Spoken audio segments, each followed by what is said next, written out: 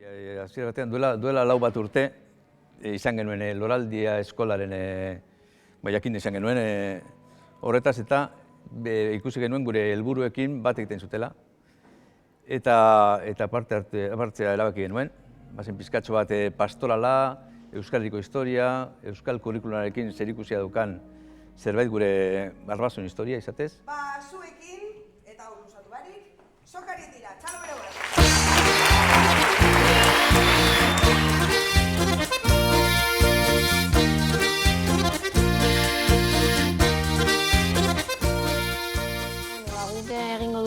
Hartuko dugu parte Euskal kulturari buruzko proiektu batean, Euskal kulturaren historiari buruz, eta azalduko ditugu hainbat urtetan zehar zer bizi izan duen euskerak eta harekin lotutako kulturak.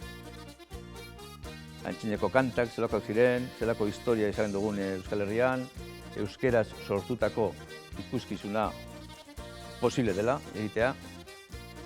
Ikasi dut askotan zelan euskerak izan dituen hainbat debeku, baina aurrera egin duen eta asko kontzientziatu nau zelakoa izan den gure hizkuntza eta orduan jarraitu behar dugula apoiatzen.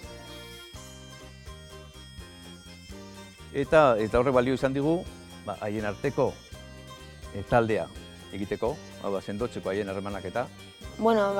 Esperientzia polita, azkenan egin du pina pixat gehiago, bata besteari laguntzen hainbat gauzetan, atretxo, antzesleak, dantxariak, eta uste dut asko lagundu gaituela proiektu honek.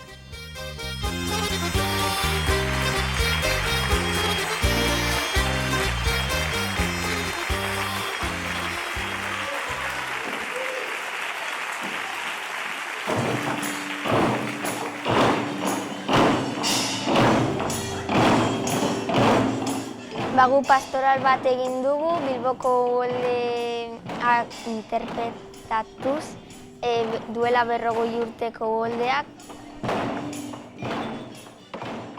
Egia da Loraldia proiektu honetan eta pastoralarekin aitzindariak izan ginela eta oso oroitzapen onak gordetzen ditugu lehenengo aldi horietaz eta egia da guretzako irakasle bezala oso esperientzia nekagarria da, baina oso aberasgarria baita ere. Azkenean ikasleek eta familiek beste motatako esperientzia batzuk eskuratzen dituztelako. Horrez gain, gelan brilatzen ez duten umeek, eszenatokietan edo banbalinetan brilatzeko aukera izugarria daukate. Loraldiak ematen digu euskal kulturaren beste perspektiba bat. Zuek pentsa Bilbo baten ikasle askok ez dutela ezagutzen zer den pastoral bat, ez dute bertsotan egin eta honek kriston aukera ematen digu hizkuntza ezagutzeko eta hizkuntzarekin jolasteko. Hasi ginen ikasten pizkanaka bertsoa botatzen zirela. Antzerki normal bat baino errezagoa, zeratik buruan sartzen zaizu bertsoak eta orduan ja ez dituzu ahazten. Bai, oso divertigarria delako eta asko ikasten duzulako. Gai sentitzen dira gauza askotarako, antzesteko eta naiz eta onak izan akademikoan, batean hasten dira deskubritzen beste mundu bat. Horrek eragiten die autoestimoan, horrek eragiten die jolasteko grina horretan, hasten dira beste gauza batzuk ezagutzen eta hori da nire ustez ikasleentzako oso aberasgarria dena. Loraldiak ematen diena gure ikasleen. Talde bat moduan antzestu dugu eta bata bestearekin lagundu gara eta gauzak erraztu ditugu bata bestearen artean eta hori.